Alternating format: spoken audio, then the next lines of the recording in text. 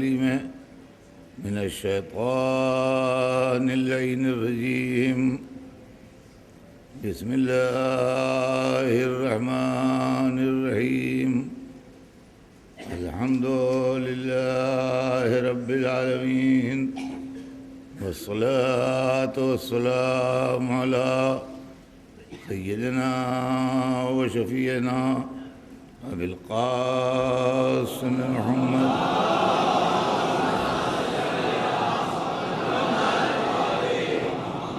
وآله الطيبين الطاهرين المعصومين، ولعنة الله على أعدائهم أجمعين من يومنا هذا إلى يوم الدين. أما بعد، فقد قال رسول الله صلى الله عليه وآله وسلم: إني تارك فيكم الثقلين، كتاب الله وعترتي أهل بيتي، ما إن تمسكتم بهما لن تضلوا بعدي، وإنهما لن يفترقا حتى يردا علي الحوض. صلوات بھیج دیں محمد.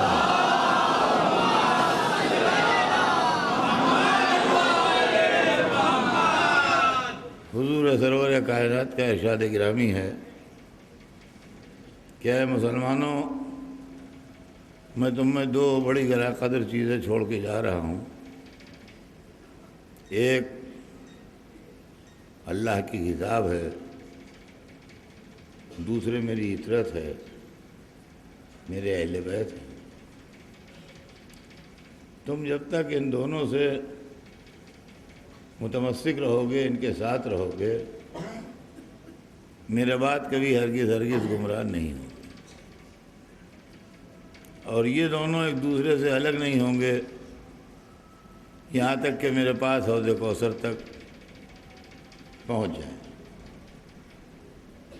عزیزان گرامی، اس انتظام ہدایت کے بعد اب اگر کوئی گمراہ ہو جائے تو یہ اس کی اپنی بد نصیبی ہے. اس لیے کہ قرآن کو بھی سب جانتے ہیں اور کوئی یہ نہیں کہہ سکتا کہ ہم سمجھے نہیں کہ قرآن کون ہے، کہاں ہے. اور اہل بیت کو بھی سب جانتے ہیں، کوئی یہ نہیں کہہ سکتا کہ ہم پہچانے نہیں کہ اہل بیت کون ہیں. تو جب قرآن و اہل بیت کو سب جانتے ہیں تو پھر قرآن و اہل بیت کے ساتھ چلنے میں پریشانی کیا ہے؟ قرآن و اہل بیت کے ساتھ چلنے میں پریشانی کیا ہے جب قرآن و اہل بیت کو سب جانتے ہیں؟ اب وہ پریشانی سن لیجئے کہ کیا ہے.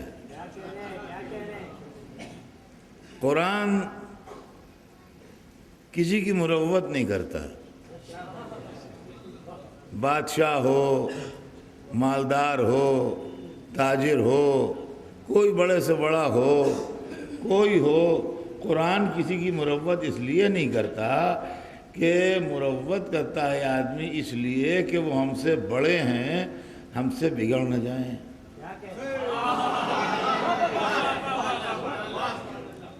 وہ ہم سے بڑے ہیں، ہم سے بگڑ نہ جائیں اور ہمیں نقصان نہ پہنچا دیں، لہذا بات ٹال جاؤ بھائی.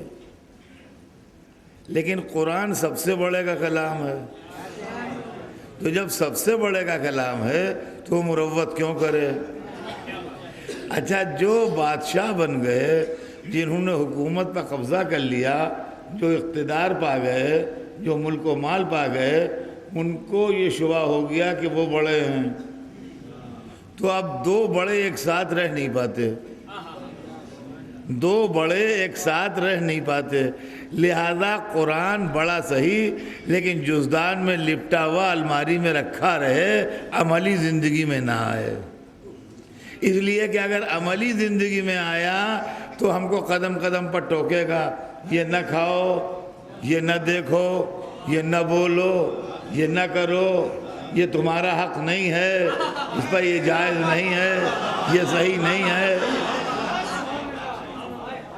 اس جھگڑے میں کون پڑے بھائی؟ ہم دنیا میں اس لیے آئے ہیں کہ جو چاہیں کھائیں، جو چاہیں پئیں، جس کا چاہے مال لوٹ لیں، جس پر چاہیں قبضہ کر لیں۔ یہ تو بار بار ہم کو روک رہا ہے، ٹوک رہا ہے، لہذا ہم ان سے اچھا اب اہل بیت کو کیوں چھوڑا؟ یہ بھی سن لیجئے، قرآن اگر اہل بیت نہ ہوتے تو قرآن ہر وقت کھلا ہوتا، اس لیے کہ پیڑ ملا کہتے اس کا یہ مطلب ہے۔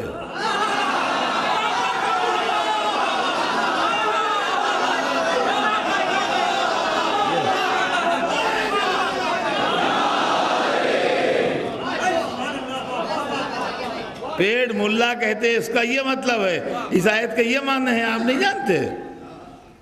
ہم نے کتنی عربی پڑھی ہے، اس کا یہ مطلب نکل رہا ہے۔ سرکار کر رہے ہیں وہ ٹھیک کر رہے ہیں، بالکل قرآن کے مطابق ہے۔ وہاں مشکل یہ تھی کہ اہل بیت موجود تھے تشریح قرآن کرنے کے لیے، لہذا قرآن کے اندر آیت نکلے گی، اہل بیت مطلب بتائیں گے، پھنسیں گے یہ، لہذا قرآن کو بھی چھوڑا، اہل بیت کو بھی چھوڑا۔ اب عزیزان گرامی، دنیا میں جو گمراہی پھیلی ہے وہ اس لیے پھیلی ہے کہ یہ بات ثابت ہے گمراہی کے لفظ سے کہ قرآن و اہل بیت کو چھوڑ دیا ہے۔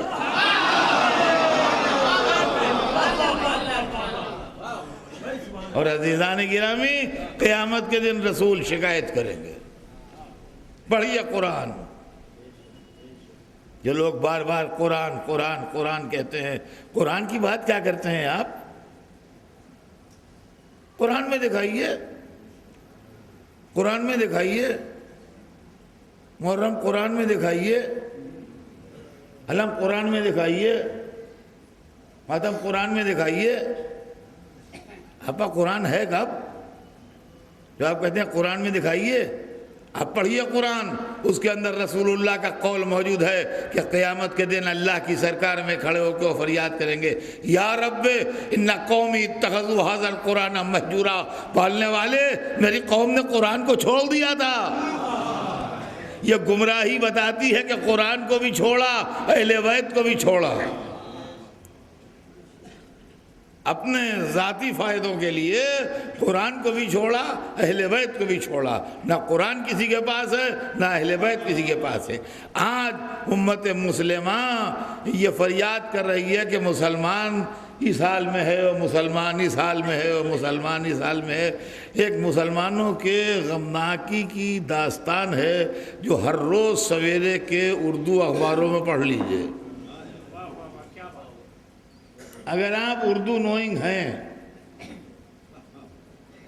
تو ہندوستان کے اندر اردو اخباروں میں مسلمانوں کی بدنصیبی کی داستان پڑھ لیجئے، کوئی سا بھی اخبار لے لیجئے، فلسطین میں یہ ہوا، غزہ میں یہ ہوا، مصر میں یہ ہوا، افغانستان میں یہ ہوا، پاکستان میں یہ ہوا، اتنے پورے جگہ مار دیے گئے، اور اتنا بم بلاسٹ ہو گیا، اور اتنا یہ ہو گیا، اور اتنا وہ ہو گیا، اور اسرائیل یہ کر رہا ہے، اور فلاں یہ کر رہا ہے، اور فلاں یہ کر رہا ہے، اور امریکہ کی سازش یہ ہو رہی ہے، اور برطانیہ نے یہ حرکت کر دی ہے، اور یوں ہمارے اوپر نقصان پہنچا دیا ہے، اور یوں ہم پر ظلم کر دیا ہے، اور یوں ہم کو ستا دیا ہے۔ یہ سب ہو رہا ہے۔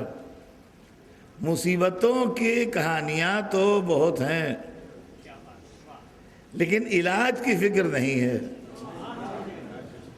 اور علاج بہت ہی عمدہ ہے اور صاف ہے، اور وہی حکیم جس نے روز اول آپ کا علاج کیا تھا جہالت کے دور میں،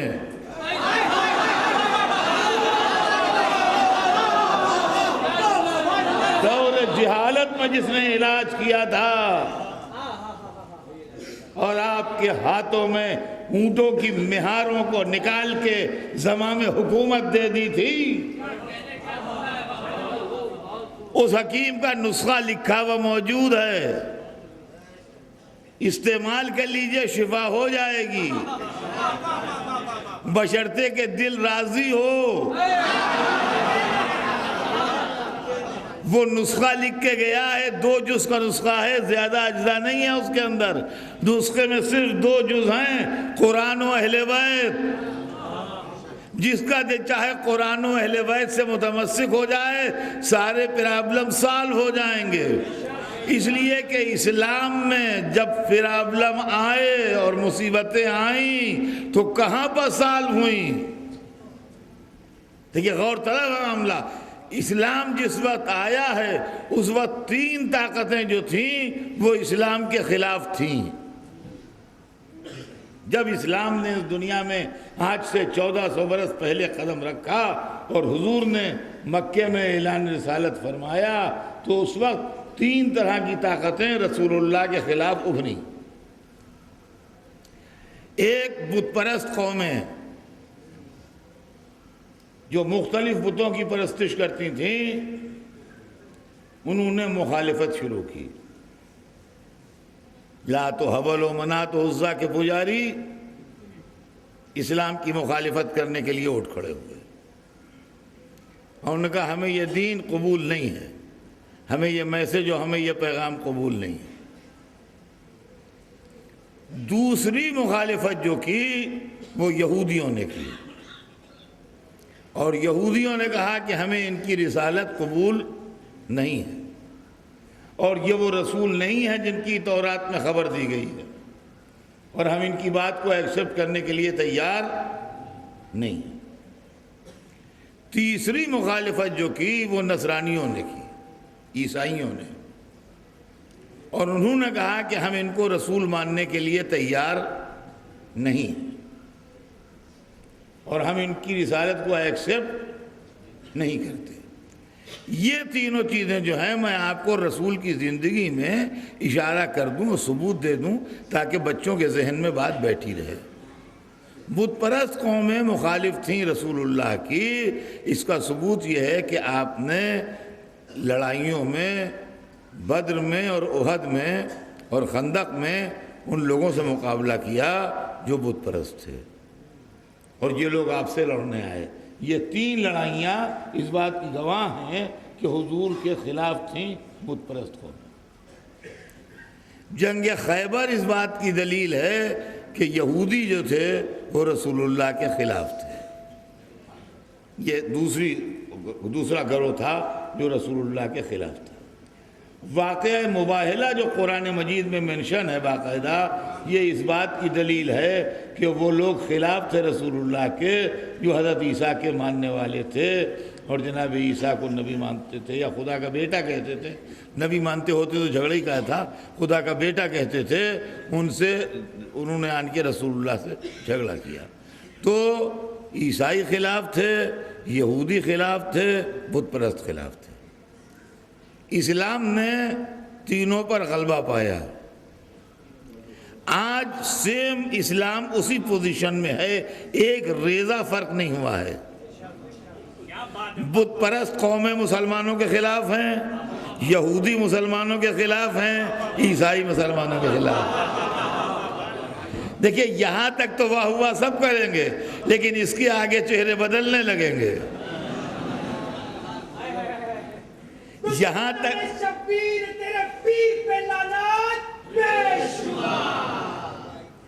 تک تو واہ ہوا سب کریں گے کہ ہاں بے شک بت پرست قومیں اسلام کے خلاف ہیں، صحیح کہا آپ نے، یہودی اسلام کے خلاف ہیں، بالکل درست فرمایا، عیسائی اسلام کے خلاف ہیں۔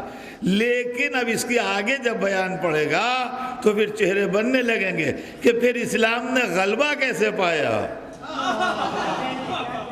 اور ان تینوں طاقتوں کو زیر کیسے کیا۔ بت پرستوں کو زیر کیا تو علی نے، یہودیوں کو زیر کیا تو علی نے۔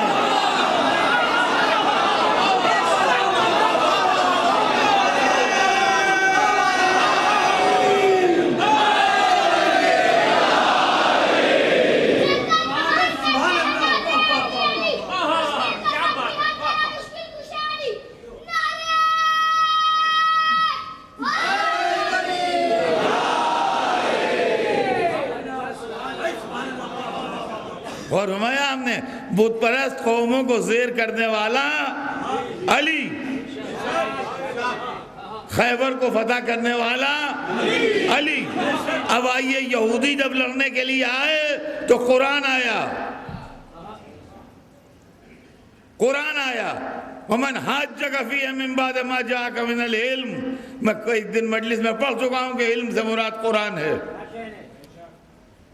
اب بھی اگر آپ سے کوئی کٹ حجتی کرے جبکہ آپ کے پاس علم آ چکا ہے، اب بھی اگر آپ سے کوئی کٹ حجتی کرے، قرآن یہاں ترجمہ والا بھی رکھا ہوا ہے جس کا چاہے مجلس کے بعد اٹھا کے ترجمہ پڑھ لے۔ وَمَنْ حَاجَّكَ فِيهِ مِنْ بَعْدِ مَا جَاءَكَ مِنَ الْعِلْمِ۔ اب بھی اگر کوئی آپ سے جھگڑا کرے، کٹ حجتی کرے، زبردستی کی بحث کرے، بات اس کے کہ آپ کے پاس علم آ چکا ہے، فَقُلْ، تو ان سے کہہ دیجئے کہ تعالوا آؤ، نَدْعُ أَبْنَاءَنَا وَأَبْنَاءَكُمْ وَنِسَاءَنَا وَنِسَاءَكُمْ وَأَنفُسَنَا وَأَنفُسَكُمْ۔ ہم اپنے نفسوں کو لائیں تو اپنے نفسوں کو لاؤ، ہم اپنے بیٹوں کو لائیں تو اپنے بیٹوں کو لاؤ، ہم اپنی عورتوں کو لائیں تو اپنی عورتوں کو لاؤ، ہم مباہلہ کریں۔ یہی تو ہے نا، یہی آیت ہے، بہت سو کو زبان یاد ہوگی۔ وَمَنْ حَاجَّكَ فِيهِ مِنْ بَعْدِ مَا جَاءَكَ مِنَ الْعِلْمِ۔ اب بھی اگر آپ سے کوئی جھگڑا کرے، اب بھی حجت کرے جبکہ آپ کے پاس علم آ چکا ہے، یعنی قرآن آ چکا ہے، تو ان کو لائیے۔ اب سمجھیے قرآن و اہل بیت کا فلسفہ۔ نصارہ سے جھگڑا تھا، قرآن اتر رہا تھا، مگر بغیر اہل بیت کے تنہا قرآن کافی نہیں ہوا۔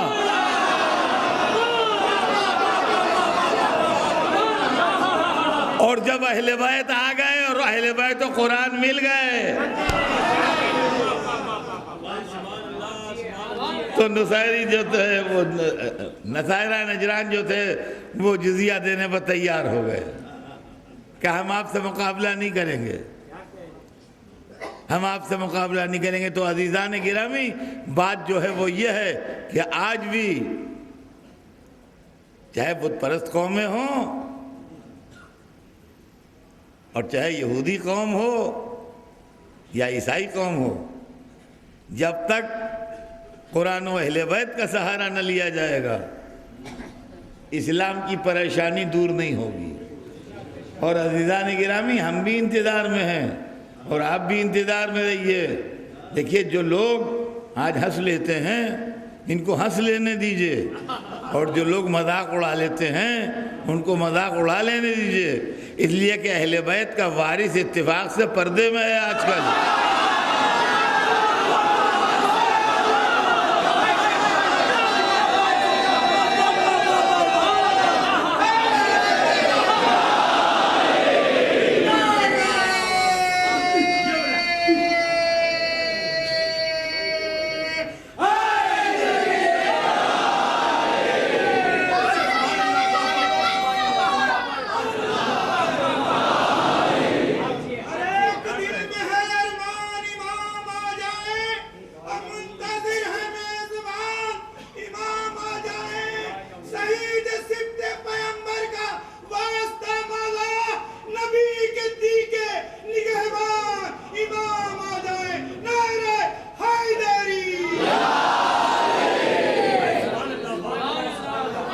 تو عزیزان گرامی، مسئلہ یہ ہے کہ اہل بیت کی جو اصلی فرد ہے وہ ہماری نگاہوں کے سامنے،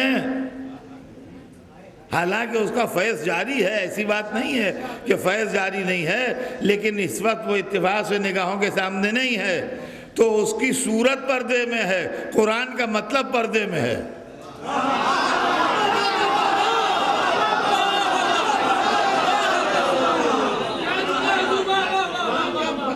اور آپ وہ لوگ جو دنیا کا کام چلانے کے لیے آگے بڑھے تھے، جب تھک کے آخر میں پکاریں گے کہ معبود اب کسی کو بھیج جو انسانوں کو نجات دے، تو پھر وہی بات رسول کی سامنے آئے گی، قرآن و اہل بیت۔ جب کعبے سے اہل بیت کا وارث نکلے گا اور قرآن سے اس کا مطلب نکلے گا تو مشرق سے مغرب تک ایک دین ہوگا۔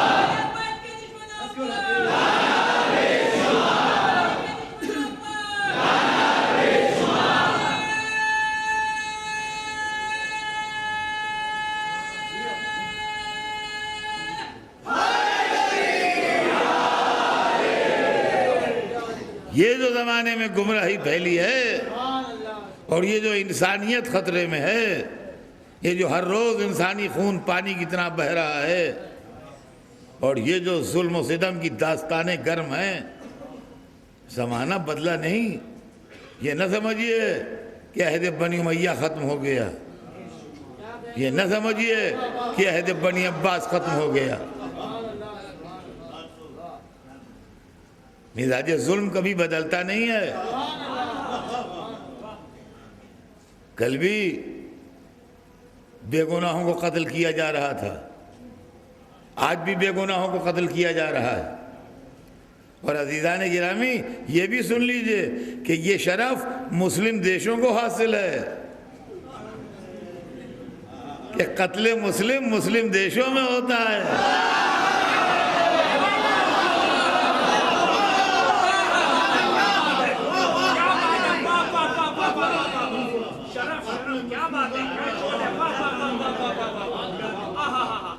ظاہروں کو بسوں سے اتار کے قتل کر دیا جاتا ہے، پیٹھ پر ماتم کے نشان دیکھ کے قتل کر دیا جاتا ہے۔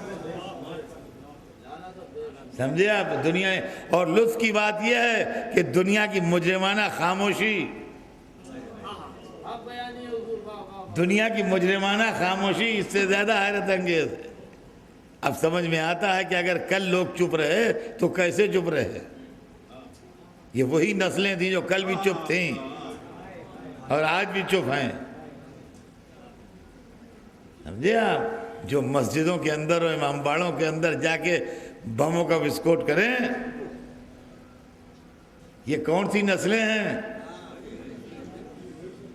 سمجھے آپ؟ میں آپ کو خالی ایک بیت سنا دوں ایک مرثیے کی کہ کب بھلا اپنے بزرگوں سے یہ کم لاتے ہیں۔ سنیے، کب بھلا اپنے بزرگوں سے یہ کم لاتے ہیں، وہ صنم لاتے تھے مسجد میں، یہ بم لاتے ہیں۔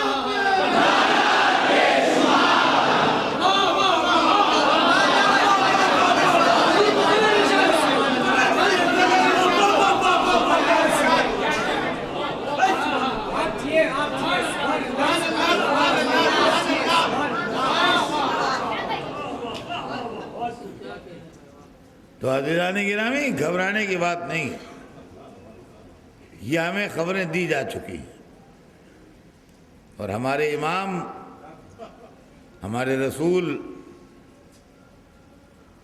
ہم کو اطلاعات دے چکے ہیں۔ سرکار دو عالم نے بھی اطلاعات دی ہیں آخر زمان کے، اور ائمہ اطہار علیہ السلام نے بھی آخر زمان کی اطلاعات دی ہیں۔ اب لوگ اگر ہنستے ہیں، مذاق اڑاتے ہیں، تو اس سے آپ اپنا دل تھوڑا نہ کیجئے۔ دیکھیے اکثر ہمارے نوجوان بڑے مغموم آتے ہیں، ارے لوگ مذاق اڑا رہے ہیں، دیکھیے وہ یوں کہہ رہے تھے، دیکھیے وہ یوں کہہ رہے تھے۔ بزرگ لوگ تو بیچارے عادی ہو گئے بچپن سے سنتے سنتے، لیکن نوجوانوں میں ظاہر ہے نوجوان ہیں تو ایک طرح کے غصہ بھی پیدا ہوتا ہے۔ غصہ کرنے کی ضرورت نہیں، آپ بھی ہنسیے اور لاپرواہی سے ان کو جواب دیجئے، اس لیے کہ قرآن مجید نے ہم کو بتا دیا ہے، قرآن مجید نے ہم کو ہنسنے والوں کے لیے بھی بتایا ہے۔ قرآن مجید میں آپ نے برابر سورہ یاسین پڑھی ہوگی، میں آپ کو خالی اشارہ کر دوں، وہ بہت سے یہاں بیٹھے ہوں گے جن کو زبانی سورہ یاسین یاد ہوگی۔ سمجھے آپ؟ اور سورہ یاسین میں ایک آیت ہے کہ یا حسرتن علی العباد ما یاتیہم من رسول الا کانوا بہ یستہزئون. میں اس کا کیسے اردو میں ٹرانسلیشن کروں؟ یا حسرتن علی العباد، بڑی حسرت ہے، بڑا افسوس ہے ان بندوں پر. یہ اللہ فرما رہا ہے، یہ اللہ فرما رہا ہے، بڑی حسرت ہے، بڑا افسوس ہے ان بندوں پر. ما یاتیہم من رسول، کہ ان کے پاس کوئی رسول نہیں آیا، الا کانوا بہ یستہزئون، لیکن یہ کہ وہ اس کا مذاق اڑاتے رہے. تو عزیزان گرامی، اگر آپ کا مذاق اڑایا جاتا ہے، اگر آپ کے عقیدہ غیبت کا مذاق اڑایا جاتا ہے، اگر آپ کے ان نظریات کا مذاق اڑایا جاتا ہے جو آپ کے کلیجے سے لگے ہیں، تو آپ پریشان نہ ہوئیے. آپ رسول نہیں ہیں، آپ گناہگار انسان ہیں. آپ سے پہلے رسولوں کا مذاق اڑایا جا چکا ہے.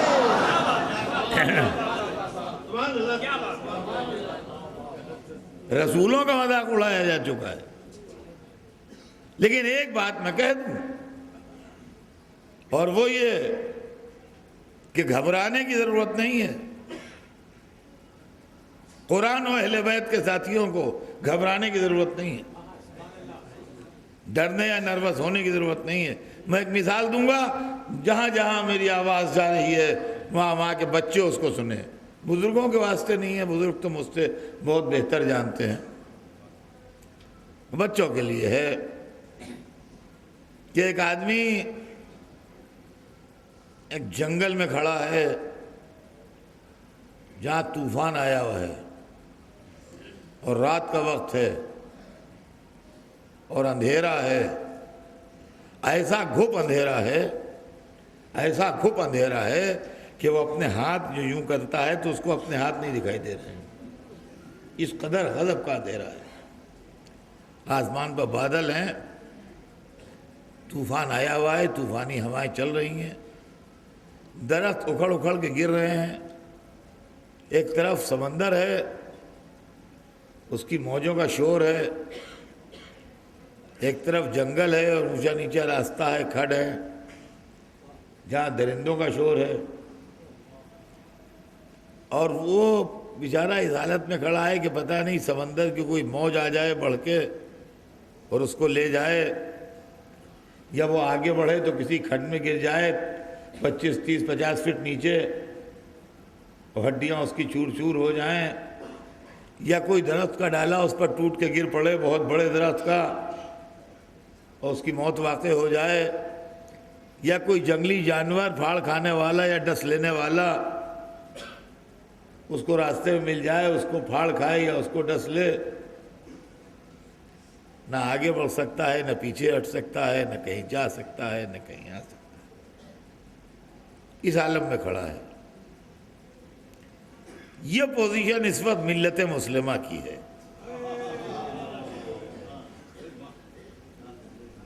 یہ پوزیشن اس وقت ملت مسلمہ کی ہے. اسی سے ایک 50 گز کے فاصلے پر اسی جنگل میں، اسی طوفان میں ایک دوسرا آدمی کھڑا ہے. سیم وہی پوزیشن ہے، وہی اندھیرا، وہی طوفان، وہی سمندر، وہی درختوں کا ٹوٹ ٹوٹ کے گرنا، وہی جنگلی جانوروں کا شور. سیم وہی پوزیشن ہے، کوئی فرق نہیں ہے، کوئی دور بھی نہیں ہے، 50 گز دور ہے اور کچھ بھی نہیں. لیکن یہ 50 گز ادھر کھسکا ہوا جو کھڑا ہے، اس کو بہت دور کے اوپر ایک روشنی دکھائی دے رہی ہے. یہ اس روشنی کے سہارے چل رہا ہے کہ شاید وہاں پہنچ جاؤں اور وہاں کوئی آدمی مل جائے اور میری جان بچ جائے. اب یہ نہیں کہہ سکتے پہنچے گا کہ نہیں پہنچے گا، کہ راستے میں مر جائے گا، لیکن آسرا تو ہے.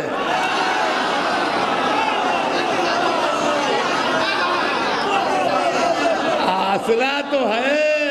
عزیزان گرامی، آج ملت مسلمہ جس حالت میں ہے، ہم جو ایک امام کے آنے کے امیدوار ہیں، کم از کم آسرا تو ہے.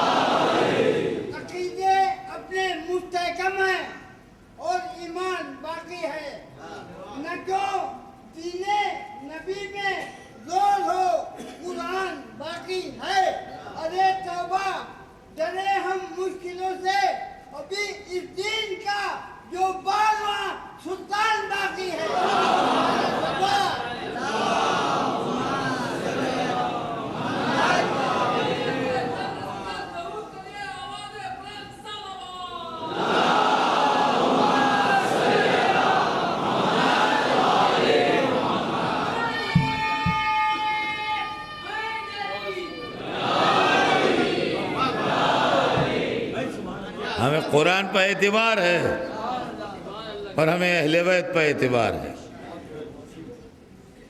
قرآن نے وعدہ کیا ہے وعد اللہ الذین آمنوا منکم وعملوا الصالحات ليستخلفنهم في الارض كما استخلف الذین من قبلهم وليمكنن لهم دینهم الذی ارتضى لهم وليبدلنهم بعد خوفهم امنا۔ اللہ نے وعدہ کیا ہے ان سے جو ایمان لائے ہیں اور جن نے نیک عمل کیے ہیں کہ ان کو ضرور زمین پر اقتدار اعلیٰ دے گا جس طرح ان سے پہلے والوں کو دیا ہے،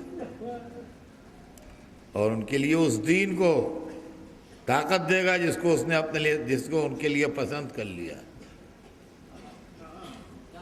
جس کو ان کے لیے پسند کر لیا ہے، اور ان کے خوف کو امن کے عالم سے بدل دے گا۔ یعبدوننی لا یشرکون بی شیئا، سب کے سب میری عبادت کریں گے اور کوئی شے شرک نہ کرے گی یا کسی شے کے ذریعے شرک نہ کیا جائے گا۔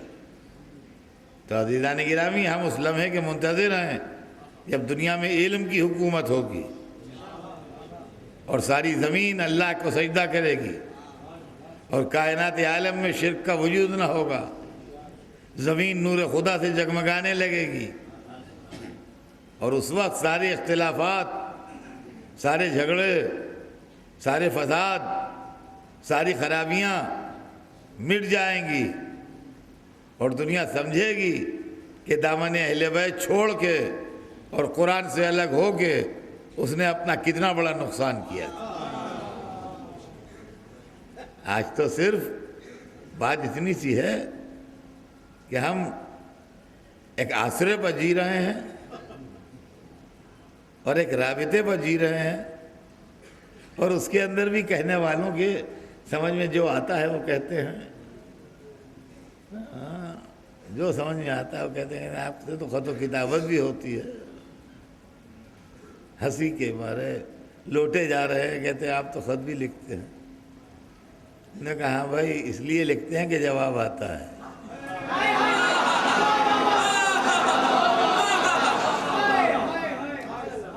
جس کو جواب نہیں ملتا وہ کبھی خط نہیں لکھتا، جس کو جواب آتا ہے وہ خط لکھتا ہے۔ تو انہوں نے کہا آپ تو پانی میں ڈال دیتے ہیں۔ جی ہاں، دریا ہے نا یا سمندر، یہ پاکیزگی کے مرکز ہیں۔ دریا ہو یا سمندر، یہ پاکیزگی کے مرکز ہیں، دریا بھی اور سمندر بھی، تو ہم وہیں ڈال دیتے ہیں، اس لیے کہ بھیجنا ہے خط صاحب آئے تطہیر کو۔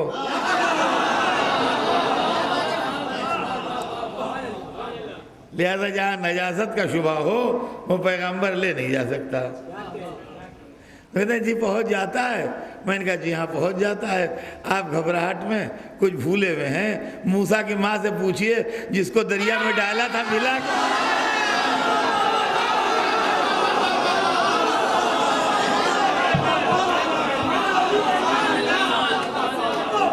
صلوات بھیجے محمد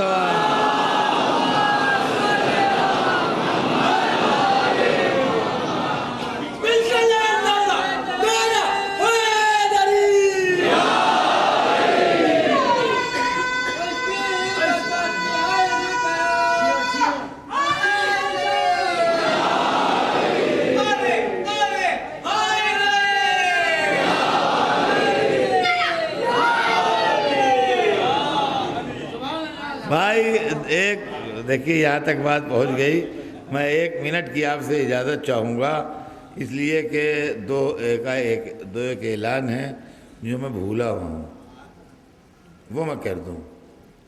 ایک تو خوشخبری ہے، اچھا اعلان ہے، اور وہ اچھا اعلان یہ ہے کہ لکھنؤ سے اور بنارس سے نجف کی ڈائریکٹ فلائٹ ہو گئی ہے،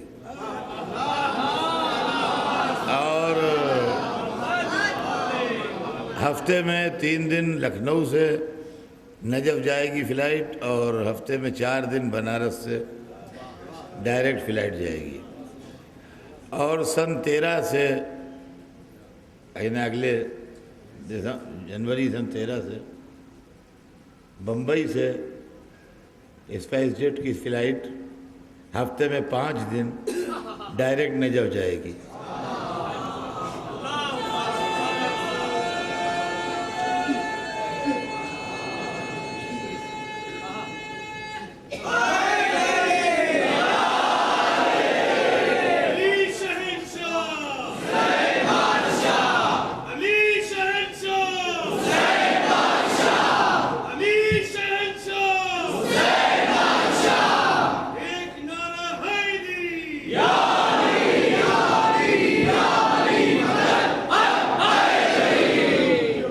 یہ ڈائریکٹ بات ہوئی مجھ سے اور منسٹر آف سول ایویشن نے خود وعدہ کیا ہے، اور اس سلسلے میں شیعہ پرسنل لا بورڈ نے کوشش کی تھی، اور ہمارے بیٹے یاسو عباس میاں جو ہیں انہوں نے بہت سال 1.5 برس اس سلسلے میں بہت کوشش کی، اور اس کے نتیجے میں وہ کامیابی ان کو حاصل ہوئی ہے، اور اس کامیابی میں ان کی خدمات کا بہت بڑا ہاتھ ہے۔ تو ایک تو یہ اچھی خبر تھی۔ اب ایک بات ذرا سا مجھے مشورہ دینا ہے، اور وہ آپ کہیں گے بالکل الگ کی بات ہے، ریلیونٹ بات ہے، مگر میں کیا کروں، آپ لوگ سننے آتے ہیں تو سینکڑوں طرح کے خط آتے ہیں میرے پاس، سینکڑوں طرح کے لوگ آتے ہیں، یہ کہہ دیجئے وہ کہہ دیجئے وہ کہہ دیجئے۔ اب میں کیا کیا کہتا بیٹھوں اور سب کہوں تو مجلس کیا پڑھوں، مسئلہ یہ ہے کہ یہ سب مسئلہ ہے، لیکن بہرحال اس میں کوئی خاص بات اگر ہوتی ہے تو وہ کہہ دیتا ہوں۔ وہ بات دیکھیے یہ ہے کہ یا تو شادی نہ کیا کیجئے، اور شادی کیجئے تو کر کے چھوڑنا، یا کسی عورت کو ستانا، یا کسی کو تکلیف پہنچانا، یا کسی کو چھوڑ کے چلے جانا، یا اس کو روٹی کپڑا نہ دینا، یا اس کو تڑپانا، یہ بہت اچھی بات نہیں ہے، سمجھ میں آیا؟ یہ بہت ہی گڑبڑ بات ہے، اور اس سے اللہ بھی ناراض ہوتا ہے، اور اس سے بد نصیبی پیدا ہوتی ہے، اس سے آدمی کی رزق میں تنگی آتی ہے، اور یہ بہت بری بات ہے۔ میں نے سنا ہے کہ کچھ لوگوں کے لیے کہ وہ اپنے بیویوں کو چھوڑ کے چلے گئے، بچوں کو لے کے چلے گئے، اب وہ عورتیں بیچاری اپنے بچوں کے لیے تڑپ رہی ہیں، کوئی روٹی کپڑا نہیں دیتا، کوئی یہ نہیں کرتا، کوئی وہ نہیں کرتا۔ تو یہ سب چیزیں جو ہیں یہ بہت ہی منحوسیت کی باتیں ہیں، نحوست کی باتیں ہیں، اور اس سے خدا، رسول، اہل بیت سب بہت ناخوش ہوتے ہیں۔ آپ لوگ مومنین ہیں، آپ کے اندر وہ چیزیں ہونا چاہیے ہیں کہ جس کو دیکھ کے دنیا سبق لے اور دنیا آپ سے سیکھے، بجائے اس کے کہ 4 آدمی مل کے سمجھا رہے ہیں اور 4 محلے والے برا کہہ رہے ہیں اور اس کی زندگی اجیرن ہو رہی ہے۔ یہ تمام چیزیں جو ہیں اس کو نہیں ہونا چاہیے۔ اس طرح کی شکایتیں میرے پاس آتی ہیں تو ظاہر بات ہے کہ میں نے سوچا کہ میں ایک دن مجلس میں اس چیز کو کہہ دوں گا کہ بھئی یہ چیزیں جو ہیں یہ کسی صورت سے مناسب نہیں ہیں، اور اگر آپ نے کسی کے ساتھ عقد کیا ہے تو اس کا ساتھ دیجئے، اس کے پاس پہنچیے، اس کی مدد کیجئے۔ یہ کیا بات ہے کہ آپ اس کو چھوڑ کے ادھر سے ادھر نکل جائیں، غائب ہو جائیں، فلاں ہو جائیں، یہ سب چیزیں جو ہیں یہ ٹھیک نہیں ہیں۔ بہرحال یہ میری آپ سے گزارش ہے، اگر آپ اس کو قبول کریں تو بہتر ہے۔ ایک بزرگ کی حیثیت سے میں اس عمر کی اس منزل میں ہوں کہ آپ کو مشورہ دے سکتا ہوں۔ ایک دفعہ صلوات بھیجتے ہیں محمد۔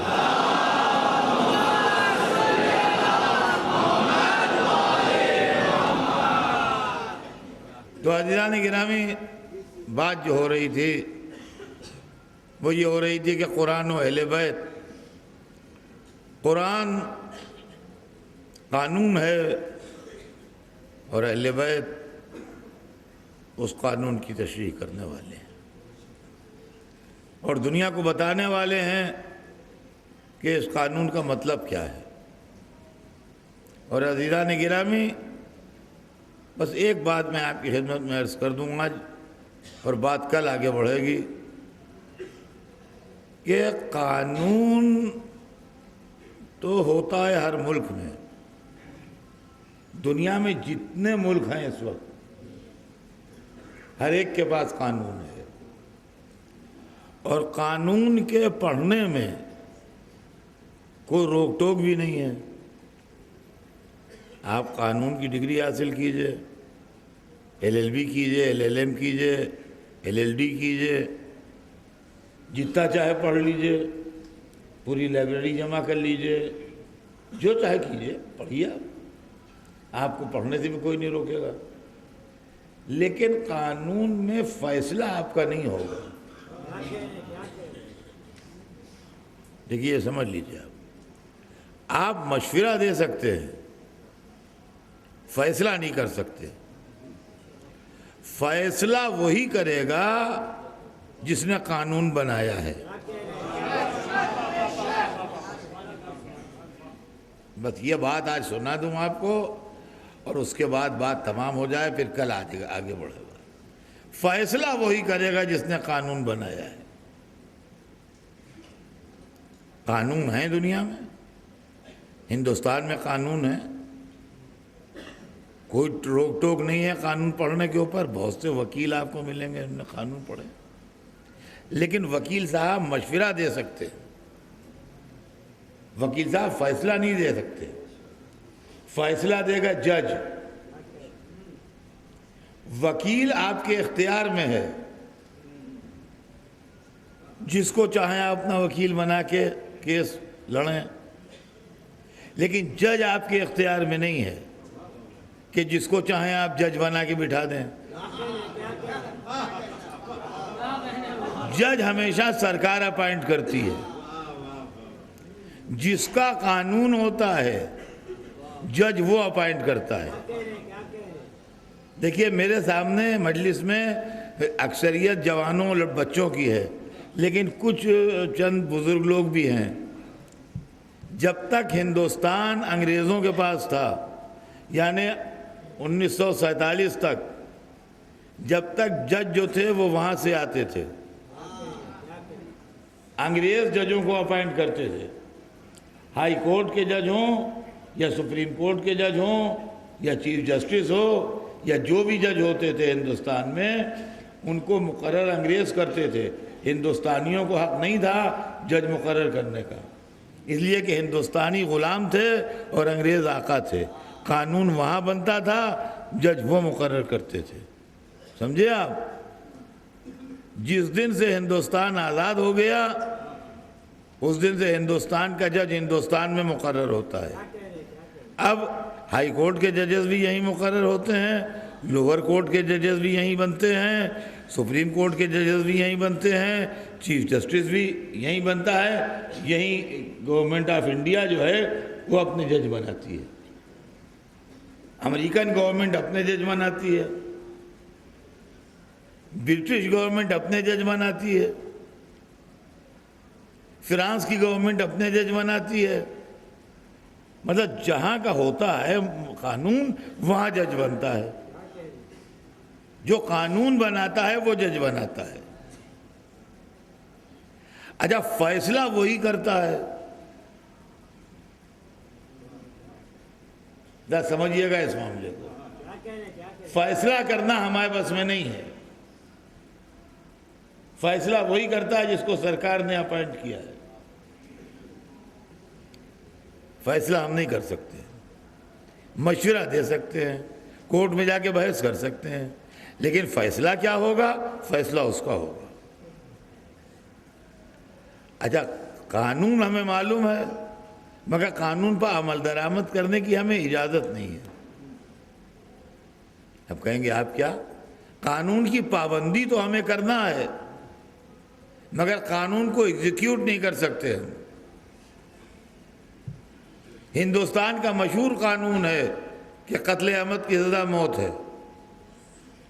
جو کوئی کسی کو جان بوجھ کے مار ڈالے اس کی سزا موت.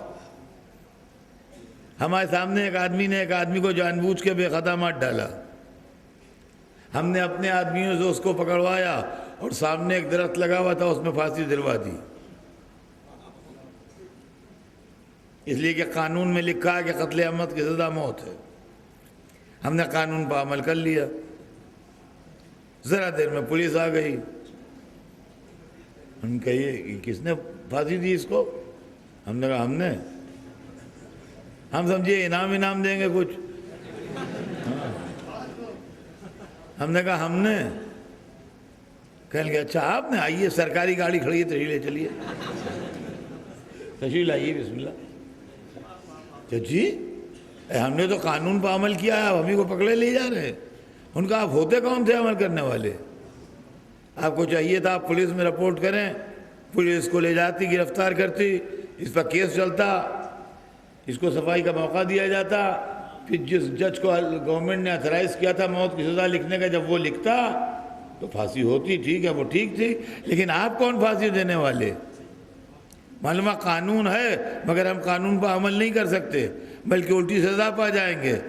اب جو لوگ کہتے ہیں کہ ہر موقع پر تم علی علی علی علی علی علی کیا کرتے ہو، اوروں نے بھی تو اچھے اچھے کام کیے ہیں. ضرور کیے ہوں گے، ہوتے کون تھے؟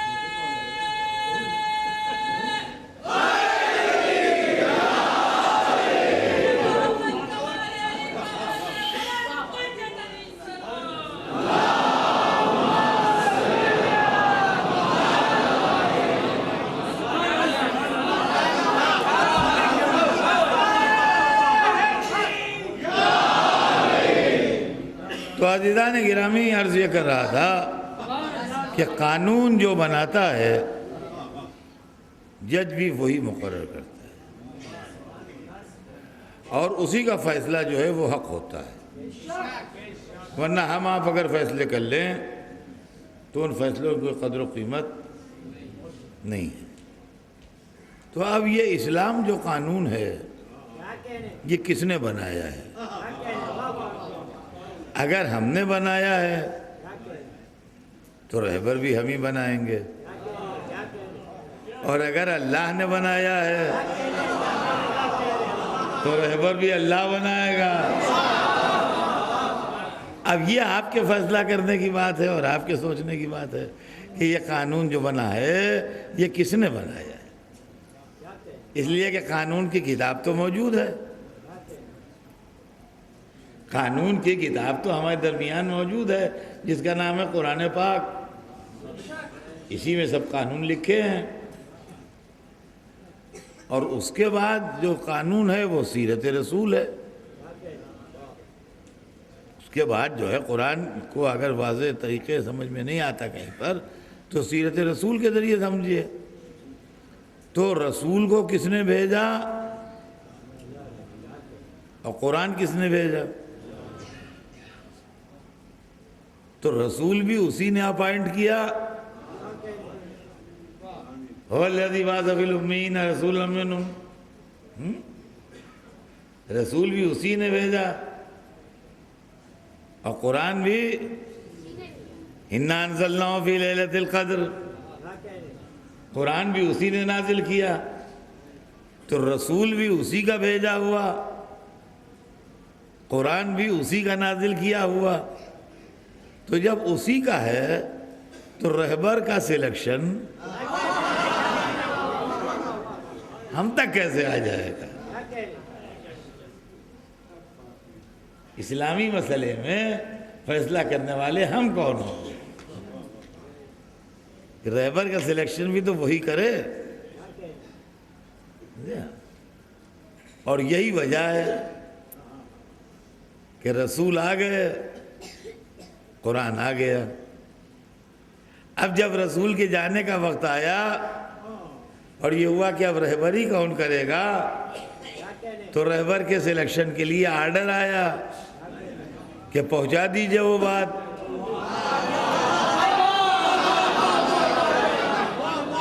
ورنہ اگر نہیں پہنچائی تو کچھ پہنچایا ہی نہیں، یعنی بات کے لیے اگر سلیکشن نہیں ہوا تو کوئی فائدہ ہی نہیں ہوا۔ انہوں نے پہنچا دی، تو انہوں نے آیت بھیجی کہ الیوم اکملت لکم دینکم، ہم نے دین کامل کر دیا۔ عزیزان گرامی اب جب دین کامل ہو گیا تو اب جو کچھ بھی بعد میں ہو وہ داخل دین نہیں ہے، وہ شخصی صلوات بھیجتے ہیں محمد۔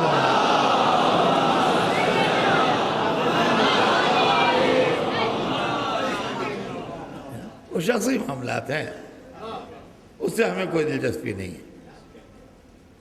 اور اب حکومتیں بنیں یا بادشاہتیں قائم ہوں یا اقتدار ملیں لوگوں کو، اس سے اسلام پر کوئی اثر نہیں پڑتا۔ اور یہی وجہ ہے کہ جب حکومت نے یہ چاہا کہ اسلام کو بگاڑ دے تو وہی اٹھا جو اللہ کی طرف سے نمائندہ تھا۔ پوری دنیا میں ایک آدمی کا اٹھنا، کیا یہ حیرت کی بات نہیں ہے؟ حسین کو دنیا کیا سمجھتی ہے؟ عزیزان گرامی، دنیا میں ابھی ایک شخص نے مجھ سے پوچھا تھا، انٹرویو وغیرہ لیتے ہیں لوگ، آتے ہیں پوچھتے ہیں کہ دنیا میں ٹکراؤ ہوتے رہتے ہیں ظالم و مظلوم کے، تو اس رخ سے آپ کربلا کو کس اینگل سے دیکھتے ہیں؟ تو میں نے کہا کربلا کا کمپیریزن آپ دوسری جگہوں سے نہ کیجئے، یہ ابھی کل ہی کی بات ہے، کل ہی میں نے کہا، میں نے کہا کربلا کا کمپیریزن آپ دوسرے لوگوں سے نہ کیجئے، اس لیے کہ جھگڑے جو دنیا میں ہو رہے ہیں وہ قوموں قوموں کے بیچ میں ہیں، ملکوں ملکوں کے بیچ میں ہیں۔ ایک ملک ادھر ہے، ایک ملک ادھر ہے، ایک نیشن ادھر ہے، ایک نیشن ادھر ہے۔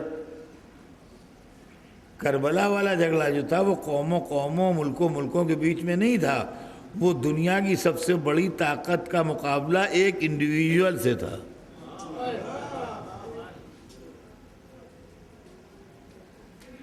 قوموں والا معاملہ نہیں تھا کہ مکہ مدینہ ایک طرف ہو، شام ایک طرف ہو، یہ صورتحال نہیں تھی۔ وہاں صرف ایک حسین تھے جن سے یزید کا مقابلہ تھا، وہ ایک انفرادی شخصیت، اور اس کے مقابلے میں وہ حکومت جو اپنے وقت کے معلومہ دنیا کی 60% سے زیادہ وہ پھیلی ہوئی، اتنی بڑی حکومت ایک آدمی سے جھگڑا کر رہی ہے، اور اس کے بعد پھر ایک آدمی نے اس کو ایسی شکست فاش دی کہ دنیا میں جتنے ہارے ہیں حسین سے پہلے بھی اور حسین کے واقعے کے بعد بھی، سب کے نام تاریخ سے غائب ہو گئے یا تاریخ کے اندر دب کے رہ گئے، لیکن یزید کی شکست کا نام آج تک دنیا میں موجود ہے، اور حسین کے نام پر کروڑوں انسان ہر روز و ہر وقت جمع ہے عقیدت پیش کرنے کے لیے۔ عزیزان گرامی، آج محرم کی 3 تاریخ، یہ 4تھی رات ہے ایام ارضا کی، محرم تمام ہو رہا ہے، ایام ارضا آہستہ آہستہ گزر رہے ہیں۔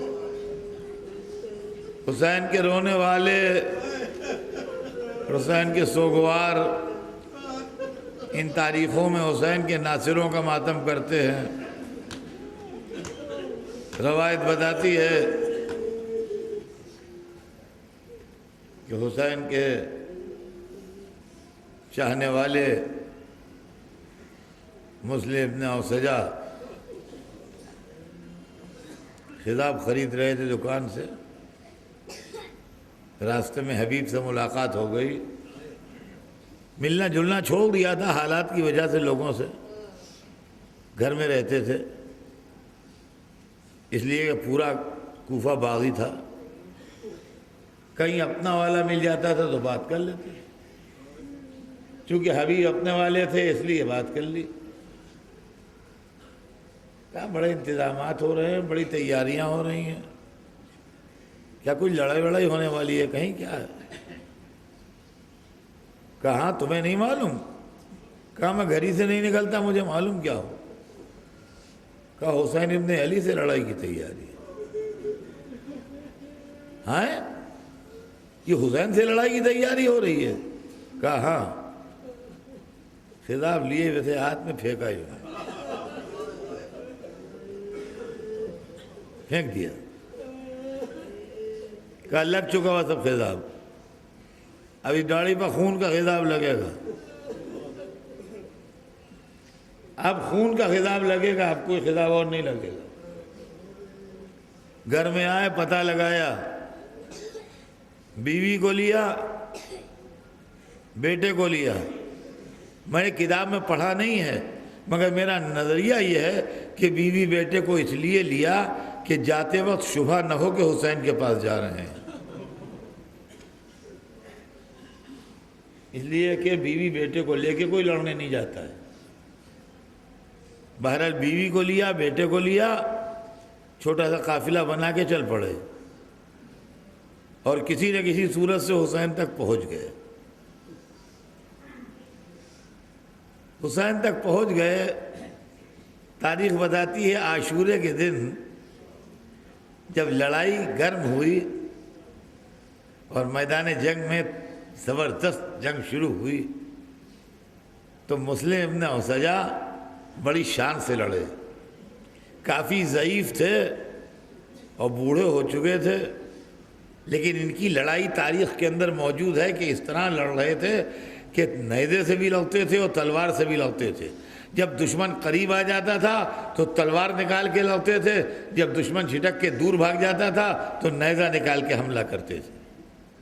بڑی شان سے لڑے. لڑتے لڑتے جب گھوڑے سے زخموں سے چور ہو کے گرے اور آواز دی تو حسین بھی پہنچے، حبیب ابن مظاہر بھی پہنچے، سرہانے جا کے بیٹھ گئے. حسین سرہانے بیٹھے، حبیب سامنے بیٹھے. اب سانس ٹوٹ رہی ہے کہ حبیب نے کہا کہ مسلم جا رہے ہو تو جاؤ، مگر جو دل میں تمنا ہے کہتے جاؤ. تو کانپتا ہاتھ اٹھا کے اشارہ کیا، کہا ان کے لیے وصیت کرتا ہوں، ان کا خیال رکھنا. کہا مسلم آرام سے جاؤ، جب تک زندہ ہوں جب تک آنچ نہیں آنے دوں گا. میں کہوں گا اے حسین کے لیے وصیت کرنے والے ذرا عصر عاشور کو آؤ. حسین اکیلے